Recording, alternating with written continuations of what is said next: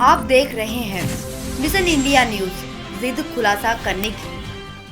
स्वागत है आप सभी का मिशन इंडिया न्यूज में। मैं हूं आदाब खान और आइए रुक करते हैं आज की खबरों की तरफ। एक ओर शासन का रिहायशी इलाकों से डेयरियों को दूर हटाने का ऐलान, तो वहीं दूसरी ओर सीतापुर नगरपालिका प्रशासन बना बैठा है एंक्रोचमेंट से अनजान।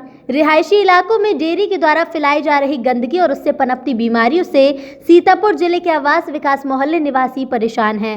डेयरी संचालकों के द्वारा उन गौवंश को छोड़ दिया जाता है जो अब दुग्ध नहीं दे रही हैं, जिसके कारण उनका भरण पोषण नहीं हो पाता और डेयरी संचालकों के द्वारा बेकदरी करते हुए इधर उधर भूखे भटक रहे मरने के लिए छोड़ दिया जाता है।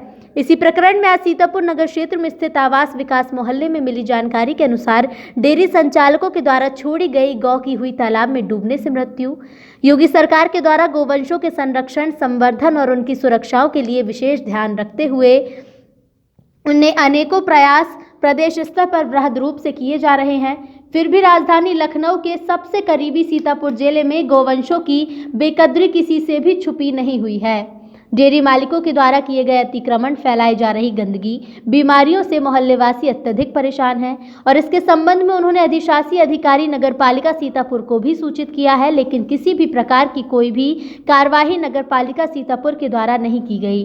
उक्त प्रकरण को लेकर स्वयं वार्ड के सभासद आयुष दीक्षित के द्वारा भी अधिशासी अधिकारी नगरपालिका सीतापुर और अन्य संबंधित अधिकारियों को इसकी सूचना अनेकों बार दी गई, लेकिन प्रशासन की ओर से कोई भी कार्यवाही अभी तक नहीं की गई है।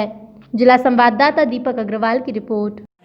क्या प्रकरण है आप लोग? हम लोग यहाँ मोहल्ले में रह रहे हैं और कल शाम को हमको ये संज्ञान में आया।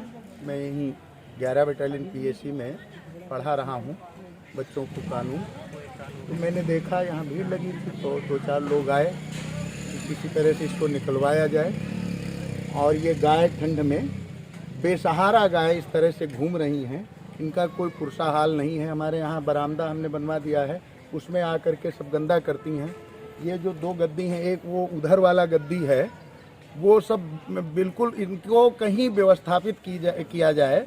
ये सब जो ये यहाँ पर पाले हैं अवैध रूप से, ये सब बहुत गलत है और छोड़ देते हैं।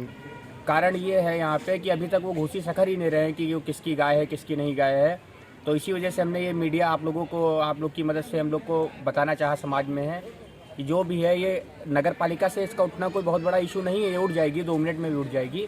लेकिन मेन मुद्दा यही पे है कि कम से कम अगर ये किसी की गाय है तो उसको वो ख़त्म होती है तो उसको उठवा ले वो लोग, तो हम लोग को कोई भविष्य में ऐसी कोई चिंता नहीं होगी।